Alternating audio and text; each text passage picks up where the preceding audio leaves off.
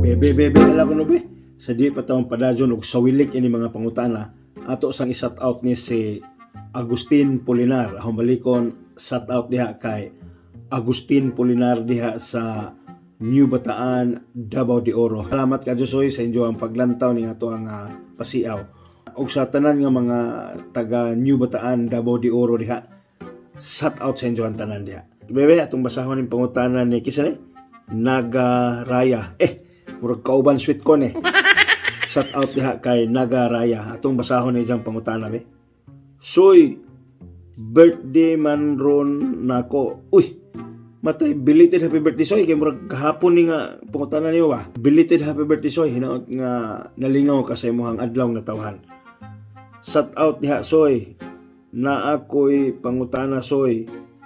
Nganong may tingog sa kandeng.